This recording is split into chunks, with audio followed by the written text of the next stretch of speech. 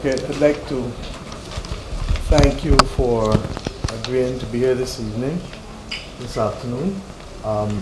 Today the Ministerial Subcommittee on the CSME met, and yesterday the Council of Finance Ministers met COFAP.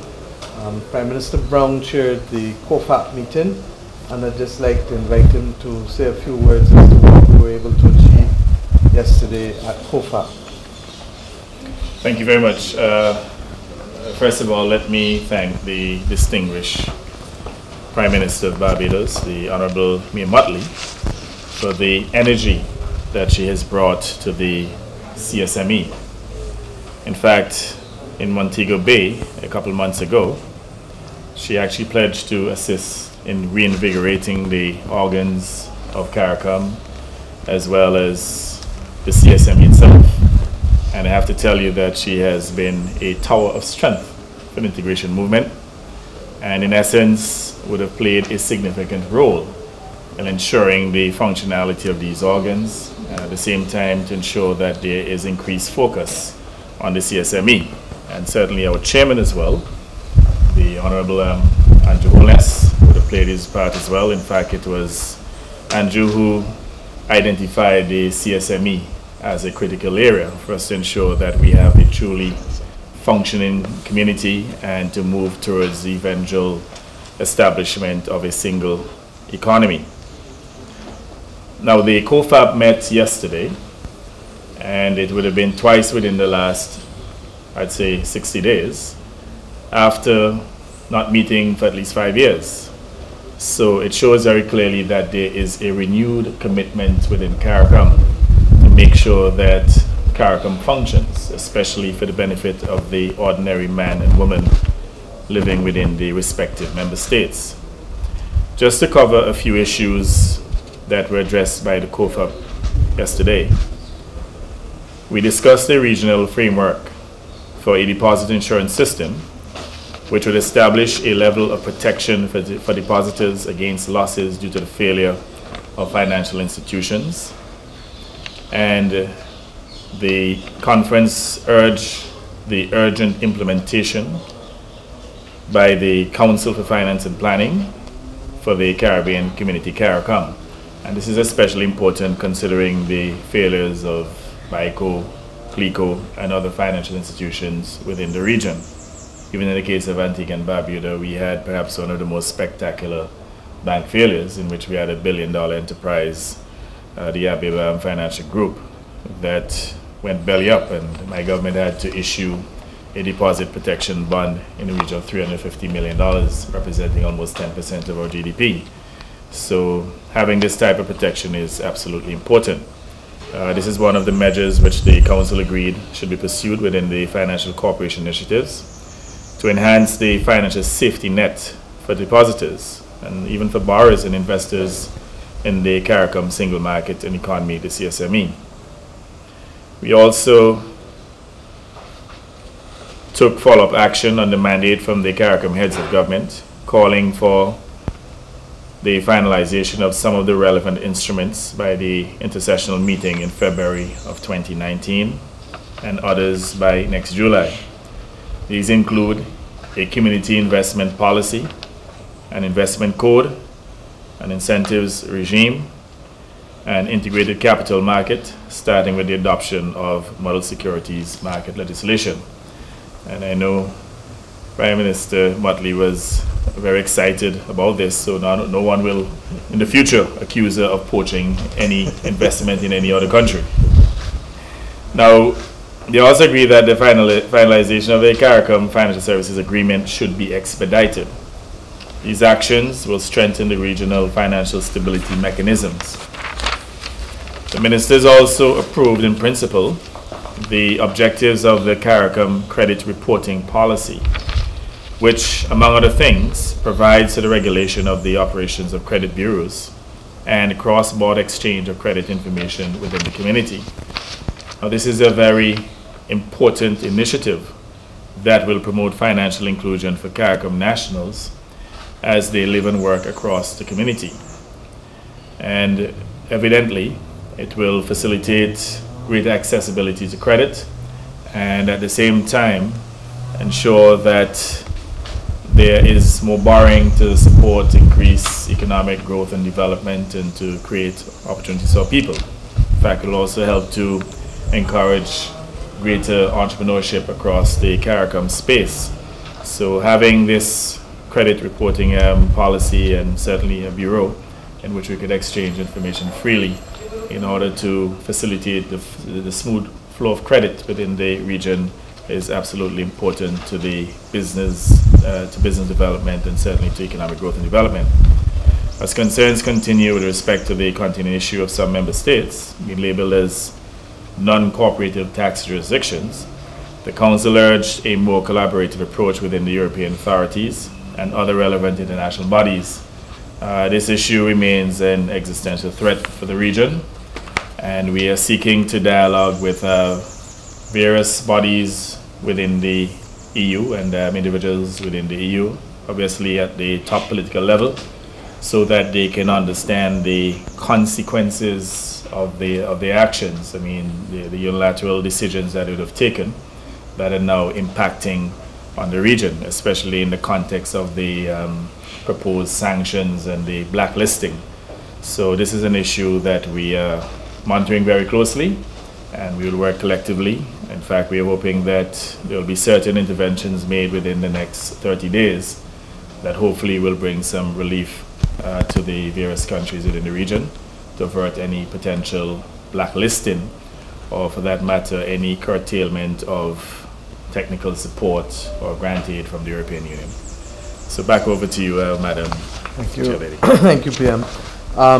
With respect to the single market and single economy consultations at the subcommittee, we took some decisions today to recommend to the full conference of heads, because our committee is a body that recommends a number of things that I think will have significant value. The first and foremost is the establishment of a single jurisdiction, a single registration for companies across the region. And we believe that this is necessary to boost investment and to reduce both the hurdles and the costs that many of our enterprises will face as they seek to do business across multiple jurisdictions. We agreed on the principle of mutual recognition with respect to companies incorporated in one member state being recognized in other member states.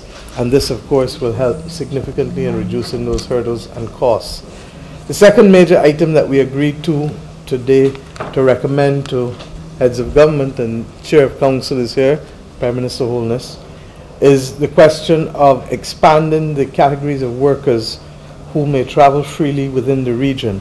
Right now there are 10 categories, and we've agreed to recommend an 11th category of agricultural workers, primarily because we recognize the importance of being able to attain food security across the region, particularly in these difficult and turbulent times, and coming as we did last year after the realization of what the climate can do, what hurricanes can do, and now we see earthquakes to disrupt the whole production and distribution cycle.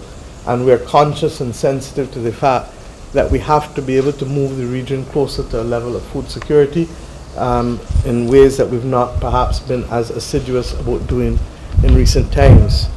With respect to the Council, we also looked at a recommendation to go forward to heads for the establishment of a CARICOM Law Reform Center, because we recognize that there is a shortage of legal draftsmen in the region, and to that extent, if we can pool our resources to be able to have model laws and to be able to look at reform of laws in social and economic sectors in a way that at the national level we are constrained to do, then we can improve significantly the environment and landscape that our citizens will have to function in. We also agreed to look at the importance of adhering to the implementation plan for the single market and the single economy, and we literally have outlined the measures to be taken to further advance it in the short, medium and long term. And in that context, we've asked member states to provide regular updates, and we've agreed that as chair I would work with heads and countries to be able to see where we can bridge the gap to ensure that progress is made in a seamless way.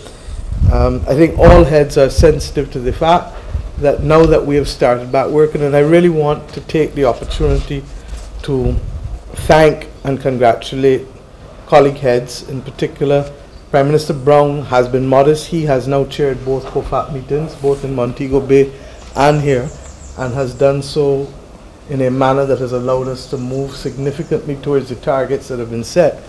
But Prime Minister Holness also, in anchoring the Montego Bay meeting, I think that those who write in future will look back at Montego Bay as that meeting that had a catalytic effect again upon the regional integration plan. And in circumstances where others were as doubtful as they are, it is of great notice to us that Prime Minister Holness has given the leadership necessary to move forward the integration movement at the pace at which it is moving. I also want to say thank you, because it is all right to call a meeting, but if you don't have a quorum, there can be no progress. And to that extent, therefore, it is of significance to me that this meeting was able to have 6 heads of government attend as a subcommittee, which reflects the political will that there is for this regional integration project to move forward at the pace at which it is moving again. Against that background, we've agreed that it is also critical that we involve the private sector and labor and civil society. And indeed, previously, the institutions had agreed to the establishment of business and labor advisory councils, which are a bit of a misnomer because it also includes civil society representation. But what we recognize is that even as we do that at the national level, it is critical that in our meetings that we recommend to heads that they be a permanent, the encounters with them be a permanent feature of our own meetings, whether before or during, because we recognize that making a success of the regional integration project is not about governments alone, but it is fundamentally about our people. And if our people can be reflected in the areas in which they operate, whether in the private sector as labor, as workers, or in the civil society organizations which they populate, then it makes the work of government easier, or as I like to say here, many hands make light work in making this a reality. In addition, we address the issue of non-compliance with the revised treaty, which of course affects the timely and effective implementation of decisions and agreed actions.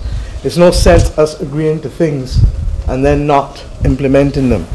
And to that extent, Prime Minister Holness has been, and his Minister of Foreign Affairs, have been a force to underpin that we should only agree to that which can become reality in real terms.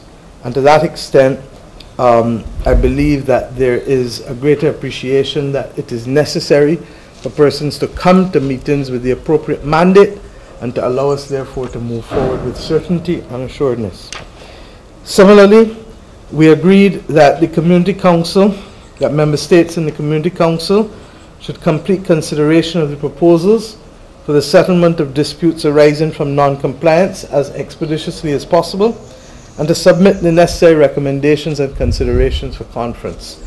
And this is perhaps an appropriate bridge for me to invite Chair of the Community, Prime Minister Holness, to just say a few words, because truly it is with his blessings that our subcommittees continue to function as we have today, since he is the current Chair of the Community. Prime Minister Holness.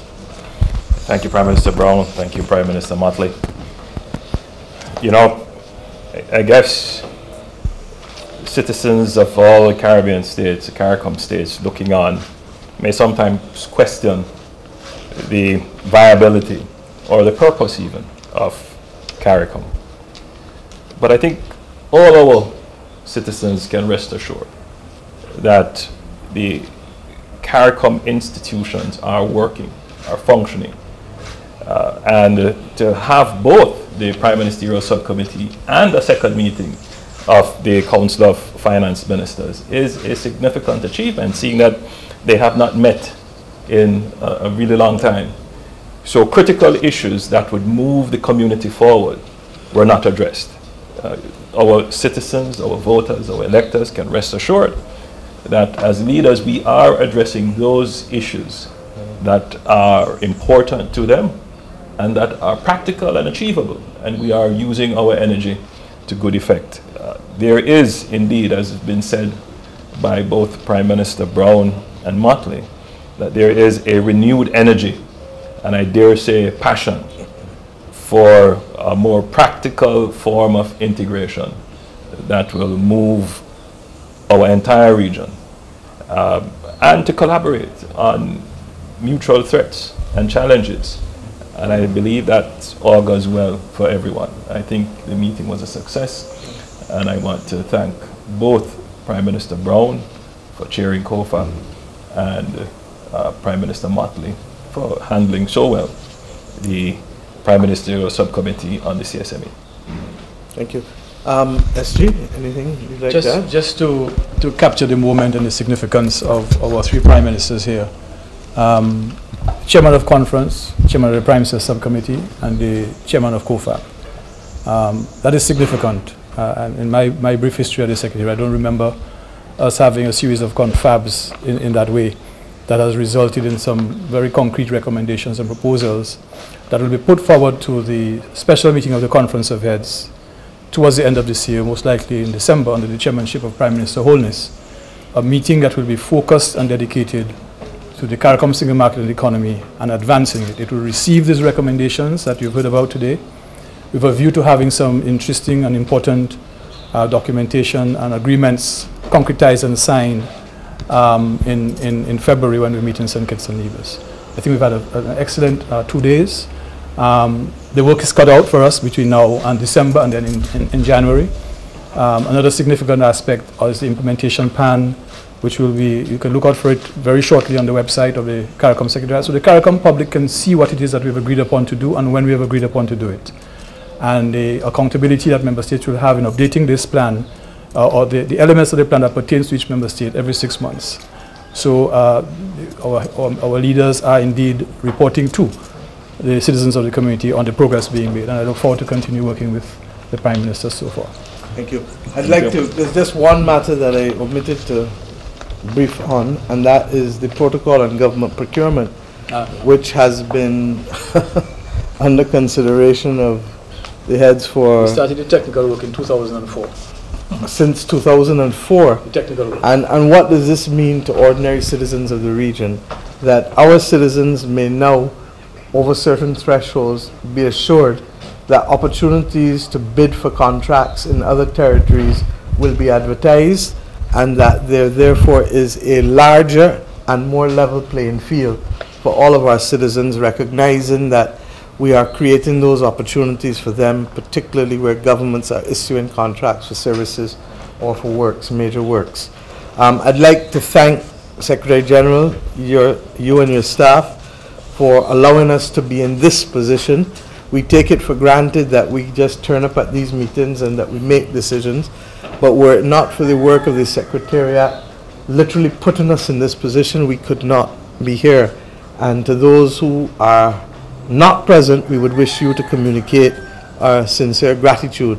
To my own staff, Minister of Foreign Affairs, the Attorney General, Minister of Home Affairs, and all others who contributed, and to the permanent secretaries in those relevant ministries, my own PS, Latin Foreign Affairs, we want to thank them and all of their officers, because once again, this did not happen by accident.